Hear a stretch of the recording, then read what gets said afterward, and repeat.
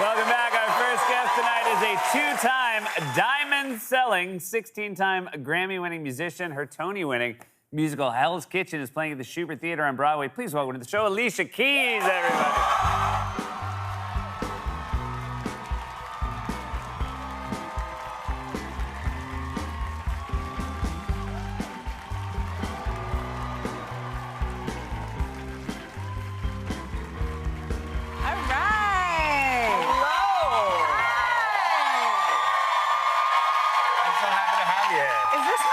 Time?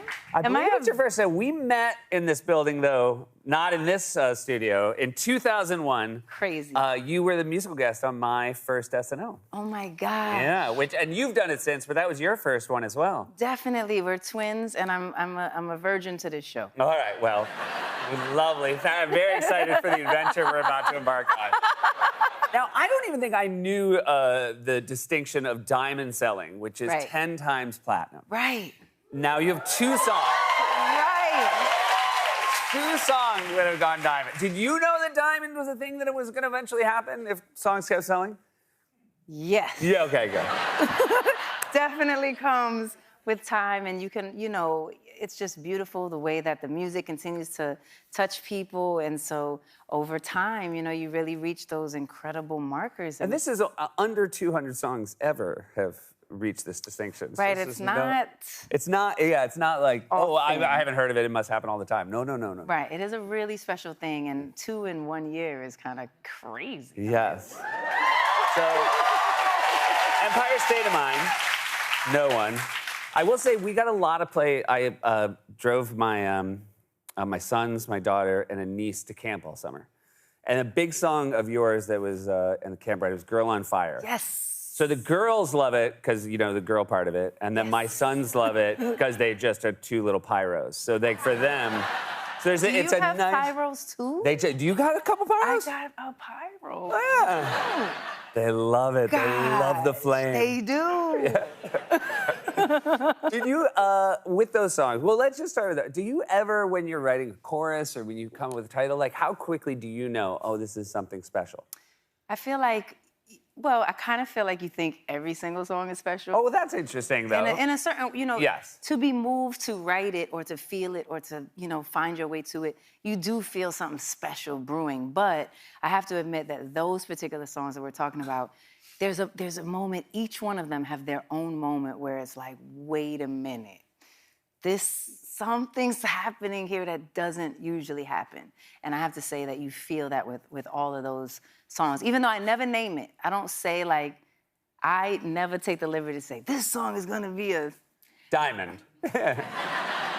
Yeah. I don't do that because I don't know, it's like some bad luck. I just feel like don't do that to yourself. Of course, right? Don't do that. Do you ever, not that I've ever had ideas as good as either of those songs, but sometimes when I come up with something that I do internally know it's good, like I feel like I will like to sweat. Like my heart starts racing as if I almost feel like I'm not up to the task of taking the idea and getting it down in time. So you feel like a negative relationship to it? No, I feel like I'm like, you've got a really good idea. Now don't try to land this plane. Okay, right. And I feel like almost, I think that I can explain it like a whisper. Like you want to call someone and be like, Seth, I think something's going on. Like that's how I feel when it's happening. Like you just, it's like this magic.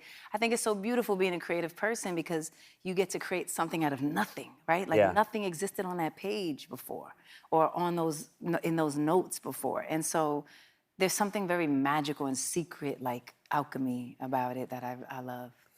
Obviously, New York existed before Empire State of Mind, but now that song, I feel a lot of New Yorkers, when they hear it, it reminds them of like their personal time in New York, their own histories. Yes. You must be out and hear that song all the time. And I'm wondering, when you hear it, like, how do you feel? You love to hear your song on the street. Yeah. I mean, I'm not gonna lie. Yeah, good.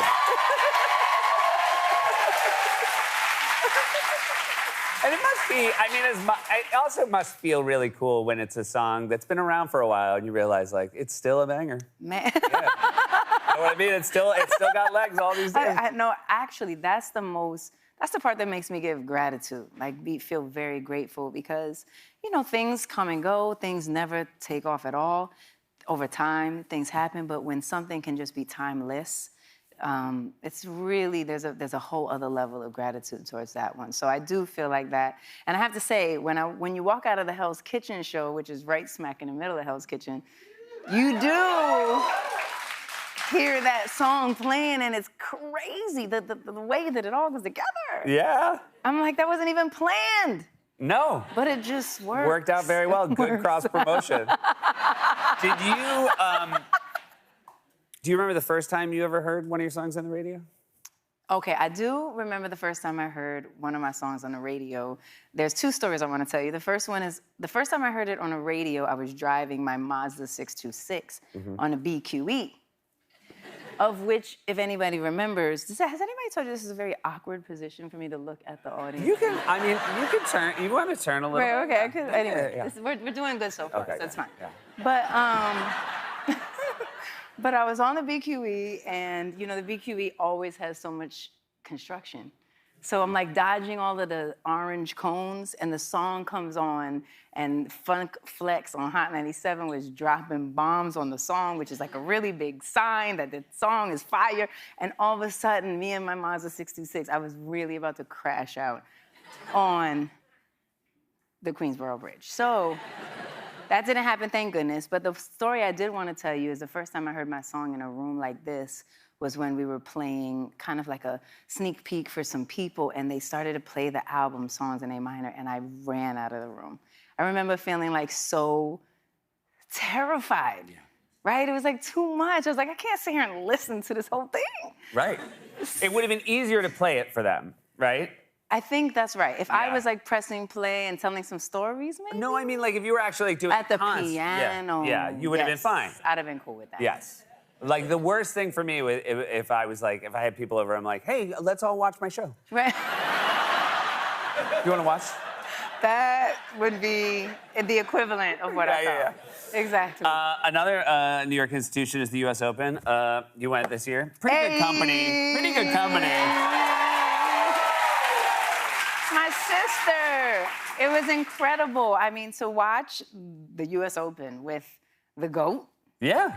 was like so insane. I felt a little inadequate in the sense of, I don't think I tracked the game as well as I should. Yeah. So she really had to kind of put me on to all the nuances that were going on. But if there was anyone that could be a teacher. And is she a patient teacher? Because I sometimes think that people who understand something as well as she understands tennis might be like, oh, you're Like, never come gonna... on, you don't know this thing already? Right. No, she's so cool. She's the coolest. The person that you see her, even just on the court, just that love, that energy, that's who she is. And this was so fun. We had a ball. Well, it looks like you're having a ball. Right? Yeah. Stick around. I have a lot more to ask you. More with Alicia after this.